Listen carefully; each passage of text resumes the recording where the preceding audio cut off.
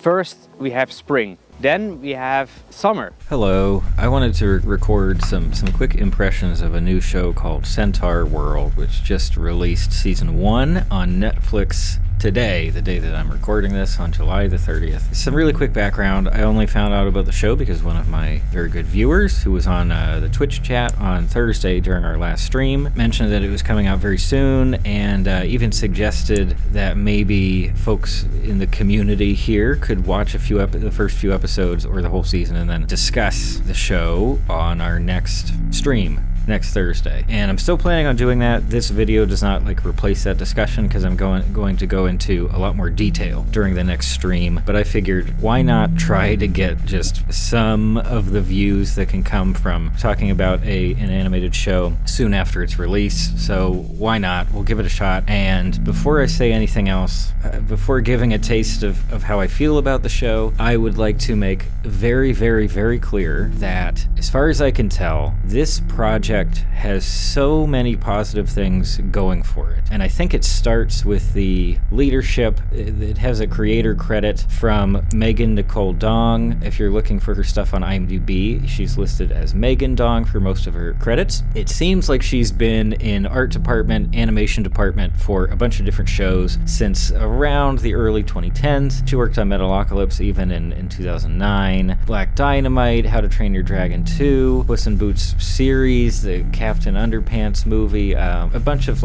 solid, sounds like animation work. This appears to be an animation professional who has been working a good long time in the industry in different roles. I don't think she's been a series creator before, so good on her to come out here with her own show that clearly has such a strong vision and brings a little bit of the weirdness inherent to DIY and micro-budget online animation into a fully produced show. I would potentially slot this show in the sub genre of what I would call style cartoons, where, especially in their visuals, but sometimes in their writing and character work as well, they demonstrate that they have a really good sense of modern day hip, if that makes sense. So early seasons of Adventure Time definitely had that feeling to me. Steven Universe definitely crossed into that territory at certain points. What's another one? YOLO Crystal Fantasy to a certain degree. Bee and Puppycat, absolutely. That might be one of the top tier kind of style cartoons. It clearly has so much influence from internet humor, even in its visuals and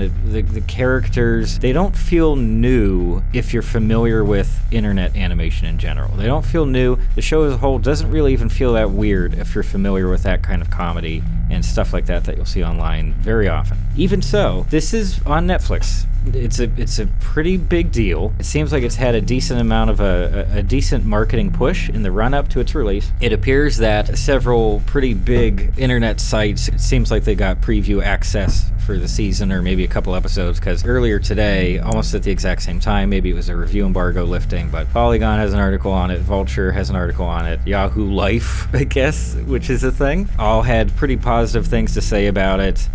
Here at the beginning, I really want to reiterate, this is awesome. The idea of it and the fact that it does have a strong vision and that it is ultimately very, very different from other terrible animated series that we see on Netflix in particular, or other streaming services. Stuff like Paradise PD, that awful Greek mythology one that came out on Netflix a year ago or maybe longer, and I didn't like it at all. The Fox animated shows I talked about a month or two ago. It's so different from those, and that's positive. No matter what else I think about the show or its execution or how I personally interact with it, I appreciate that aspect of it so much. And at the same time, I have a feeling that its nature as essentially a musical show where they have it seems maybe 2 or 3 different songs per episode, I have a feeling that it will naturally appeal to the online community of musical theater people. I know that's a broad There are a lot of different groups within that category, but I have a feeling those people will be happy to see this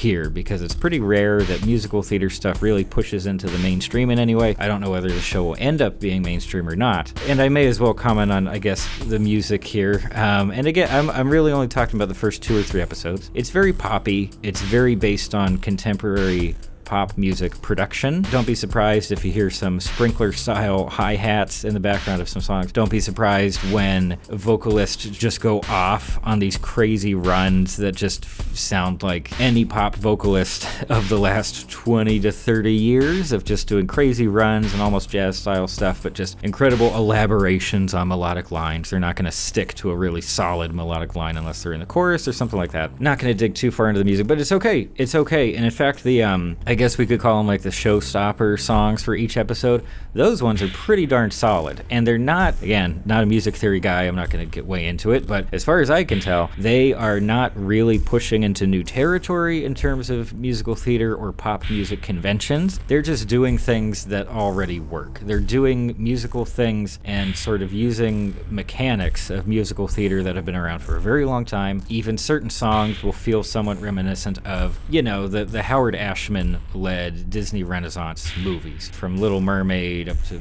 through Beauty and the Beast and all this stuff. And then, of course, that style continued to have a lingering effect into Mulan and the later Disney Renaissance movies. I really have to move through this stuff rapid fire. I'm sorry. As for how I reacted to the show so far and how I feel when I'm watching it, it's more of a mixed bag. I think I can say that very safely.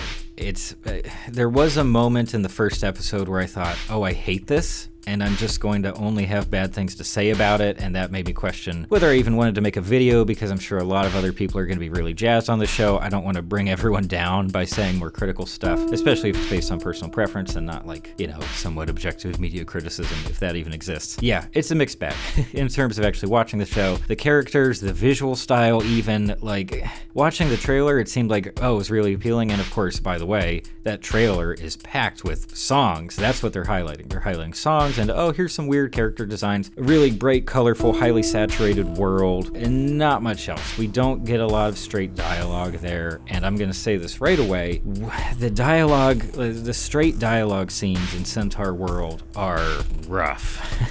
At least for me, they're actively difficult to watch because the writing is not good.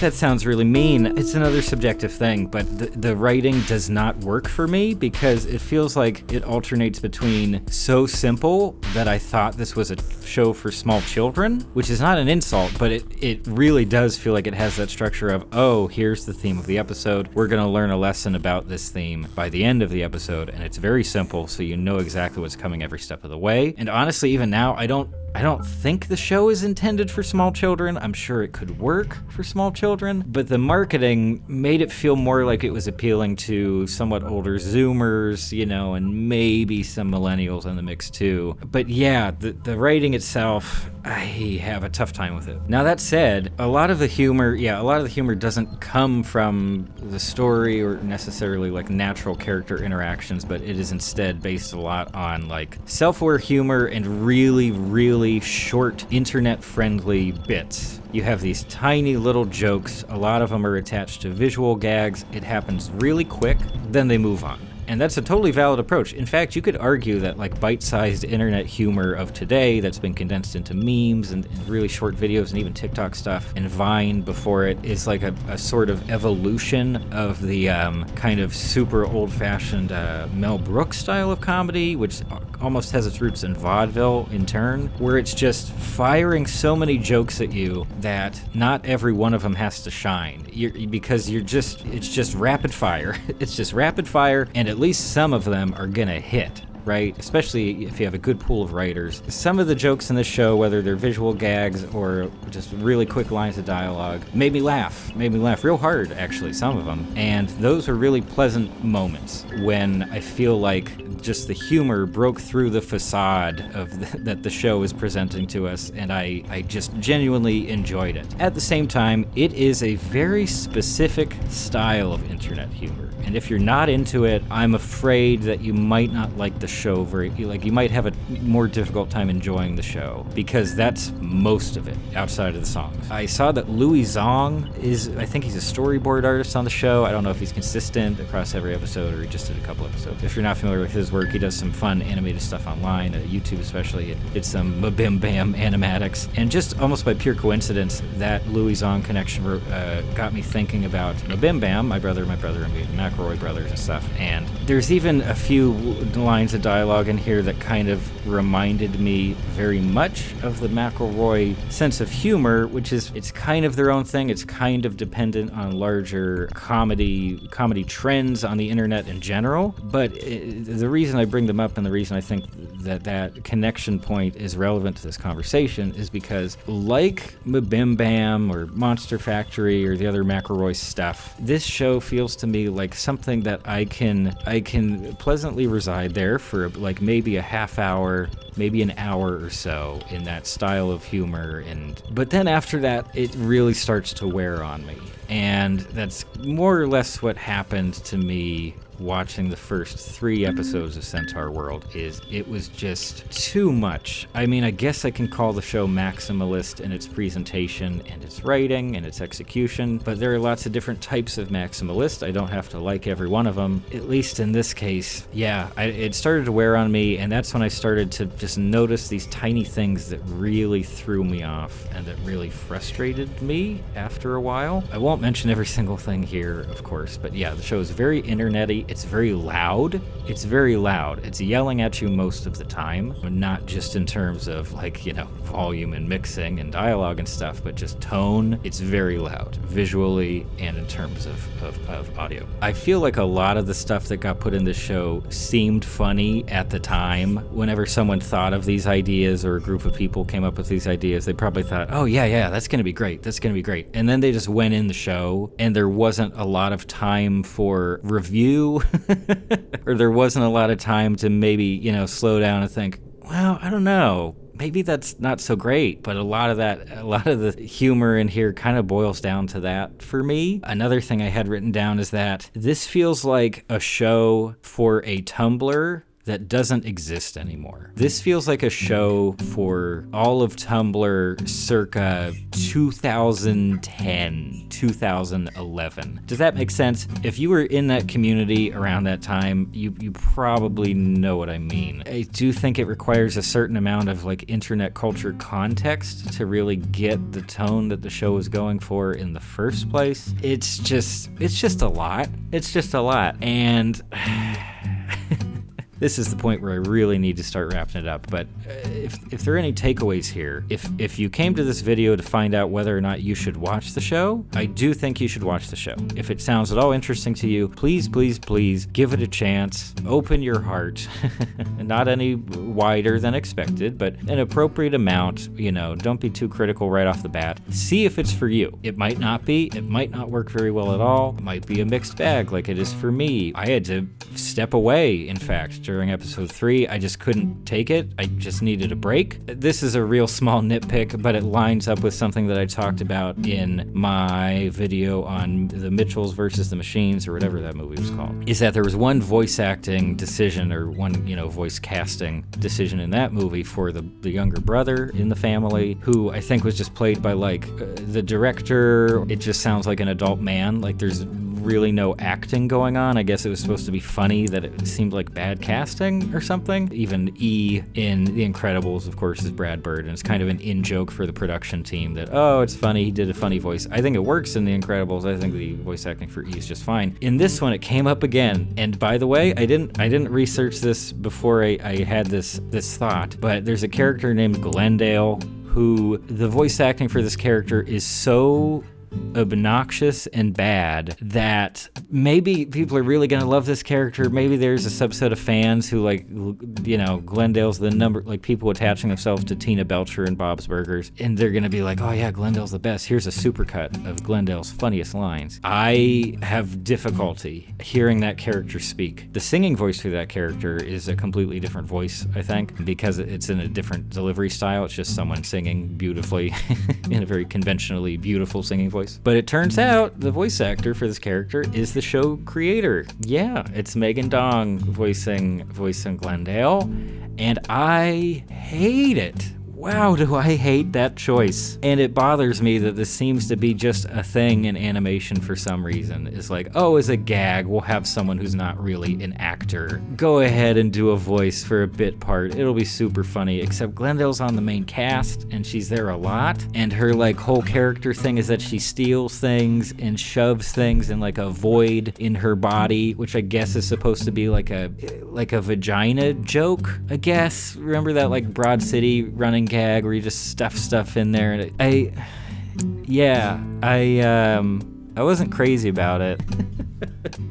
But again, that's just an example of like a really small detail that just, I really only dug into it, and that really only started annoying me because the experience of watching the show was so mixed. And generally watching an episode, I go from, wow, this is dragging and slow and plotting and somehow also predictable and I don't care what happens next, balanced with, oh, now here's a song and I love it. Oh, this is great. This is just like a decent pop song. And I would probably listen to this on Spotify while I'm working on videos. And you know what? Compilations and supercuts of stuff that people re-upload or put on YouTube and things like that, it's a really good way to find out what fans actually respond to within a given movie or a show. The really memorable stuff tends to be the stuff that people stitch together and put online. And I have a feeling there will be compilations of like, oh, here's some funny lines from the show. That will be there, and like, oh, this joke is so random, whoa. There will also be just people uploading the songs. It's just gonna be a lot of the musical sequences, maybe even just giant supercuts of every song in the show. I have a feeling that's what people are going to respond to in this show more than anything else. Could be wrong,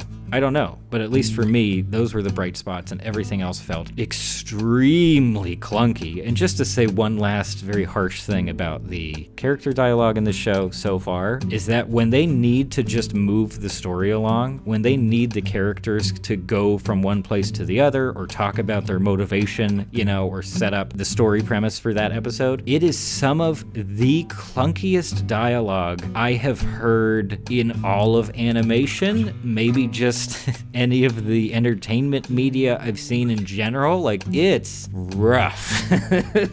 It's rough. Who knows? Maybe that was a style choice of some kind, or maybe they just didn't care about those sequences. They were just like, well, we need to set up the next song. There's a basic story that they're following. We have to get them from here to there. We just need to get it done. But holy I'm sorry. I'm really not trying to be super negative here, but oof.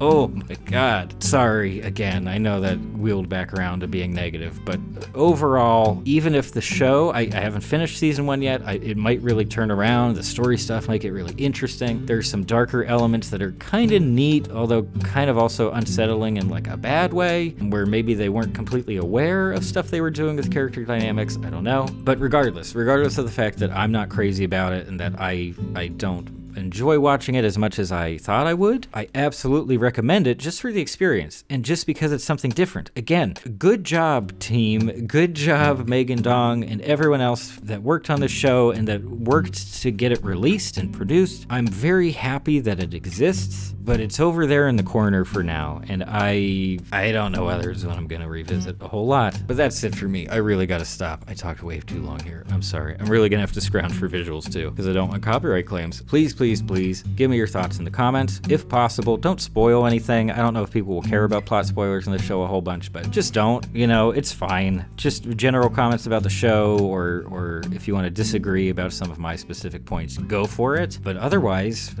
thanks for stopping by.